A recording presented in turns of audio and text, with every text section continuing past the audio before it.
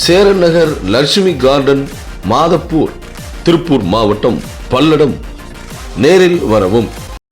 இடுவாய் பகுதிகளில் திருப்பூர் மாநகராட்சி நிர்வாகம் குப்பை கொட்டும் நடவடிக்கையை கைவிட வேண்டும் என வலியுறுத்தி சின்னக்காளிவாளையம் பகுதியில் பொதுமக்கள் தொடர் காத்திருப்பு போராட்டத்தில் ஈடுபட்டுள்ளனர். கோயிலுக்கு சொந்தமான நிலம், அவர்கள் குப்பை கொட்ட முடிவெடுத்திருக்கிற நிலம் மாநகராட்சிக்கு சொந்தமானது அல்ல. கிராம மக்கள் கோயிலுக்காக விட்ட நிலம்.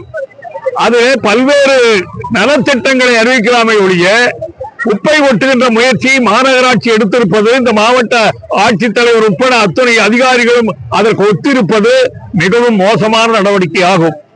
இந்த இடுவாய் கிராமத்தில் உள்ள 20 கிராமத்தைச் சேர்ந்த விவசாய நிலங்கள் வெங்காய உற்பத்திக்கும், புகையிலை உற்பத்திக்கும், சிறுதானிய உற்பத்திக்கும் மிகவும் பிரசக்தி பெற்ற மண்ணாகும். இந்த மண்ணை பாழ்படுத்தி குப்பை கொட்டினால் அத்தனை நிலங்களும் பாழாகி குடியிருப்பதற்கே லாயக்கற்ற பாலைவன பூமியாக இந்த பூமி மாறிவிடும். எதிர்கால இளைய தலைமுறைகள் யாரும் இங்கே குடியிருக்க முடியாத ஒரு சூழ்நிலையை இந்த அரசாங்கமும் அதிகாரிகளும் உருவாக்குகிறார்கள். எனவே இன்றைக்கு ஒரு கூட்டம் என்றால் தன்னெழுச்சியாக வருகின்ற கூட்டம் குறைவு. காசு கொடுத்தோ, பணம் கொடுத்தோ, பிரியாணி கொடுத்தோ கூட்டுகின்ற கூட்டத்தை தான் பார்த்திருக்கிறோம்.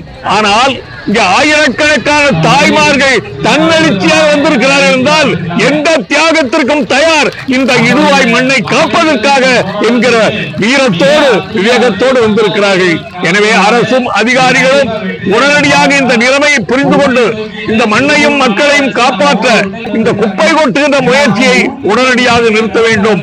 இல்லை, நாங்கள் கௌரவத்தோடு, அரசாங்கத்தினுடைய துணையோடு, அதிகாரத்தினுடைய பலத்தோடு நாங்கள் குப்பை கொட்டுவோம் என்கிற முயற்சியை அவர்கள் மேற்கொள்வார்களானால் இந்த கூடியிருக்கிற ஆயிரக்கணக்கான மக்களும், ஆயிரக்கணக்கான தாய்மார்களும், ஆயிரக்கணக்கான இளைஞர்களும் தங்கள் உயிரை கொடுத்தாவது இந்த மண்ணை காப்பார்கள். காப்போம் காப்போம் என்று இன்றைக்கு உறுதியெடுத்திருக்கிறார்கள்.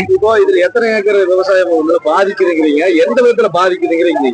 இந்த குப்பை கொட்டுனா இந்த குப்பையினுடைய அசிங்கம் மழை பெஞ்சா தண்ணியா ஊறி 20 கிலோமீட்டர், அந்த என்ன சொல்லி டிடிஎஸ் அந்த முதலிவாளையம் கிராமத்துல குடிப்பதற்கல்ல, குடிபோவதற்கே லாயக்கில்ல, தண்ணி தொட்டா விஷம் சொல்ற நேற்று ஆய்வுல. அதே போல இந்த பகுதியினுடைய நிலத்தடி நீரும் அத்தனையும் விஷமாக மாறி ஈக்கள் மொய்து குடியிருப்பதற்கே லாயக்கற்ற பகுதியாக மாறிவிடும் என்பது கண்டறிந்த உண்மை பல பகுதியிலே. எனவே பல பகுதிகளை நாசமாக்கியதை போல இந்த இடுவாய் பகுதியை நாசமாக்க நாங்கள் அனுமதிக்க மாட்டோம் என்றுதான் இத்தனை ஆயிரம் மக்கள் கூடியிருக்கிறார்கள். போராட்டத்துக்கு அப்புறம் அரசு தரப்பு உங்ககிட்ட என்ன பதில் சொல்றாங்க? நீங்க தமிழக முதல்வர் கவனத்துக்கு இந்த பிரச்சனை கொண்டு போயிட்டீங்களா? மனு கொடுத்தாகிவிட்டது, பல முறை கடையெடுப்பு போராட்டம் நடத்தி ஆகிவிட்டது, ஆர்ப்பாட்டம் நடத்தி ஆகிவிட்டது. ஆனாலும் காவல்துறையும் அதிகாரிகளும் பிடிவாதமாக இருக்கிறார்களே ஒழிய இதை அரசு, அமைச்சர், இங்கிருக்கிற அமைச்சர், முதல்வர் இவர்கள் கவனத்திற்கெல்லாம் இவர்கள் கொண்டு செல்கிறார்களா இல்லையா என்பது தெரியாது. ஆனால் இத்தனை ஆயிரம் மக்கள் கூடிய பிறகு இந்த காவல்துறையை பற்றி ஈஸ்வரர்கள் பேசினார்கள். காவல்துறை அனுமதி என்பது, அனுமதி கொடுத்தாலே கரூர்ல 41 பேர்த்த கொன்றவர்கள் இந்த காவல்துறையினர். இவர்களுடைய அந்த சட்ட ஒழுங்கை பாதுகாக்க முடியாமல் தான் இங்க அத்தனை உயிர்கள் பறிபோறது. அதை போல இந்த காவல்துறை கவனக்குறைவாக அதிகார துஷ்பிரயோகம் செய்தால் நிச்சயமாக அதை ஏற்றுக்கொள்ள மாட்டோம். எக்காரணத்தை கொண்டும் இங்கே கூடியிருக்கிற அனைத்து கட்சி நண்பர்களும், கூடியிருக்கிற அனைத்து சங்க நண்பர்களும் எந்த கட்சி பாகுபாடின்றி இந்த மண்ணை காக்க நாங்கள் உறுதியாக நிற்போம் என்று இன்றைய போராட்டத்துடைய தன்மை. இன்றைய போராட்டம் கூடிக்கொண்டே இருக்கிறார்கள் மக்கள், ஆயிரக்கணக்கான மக்கள், ஆயிரக்கணக்கான கால்நடைகளோடு கூடிக்கொண்டிருக்கிறார்கள்.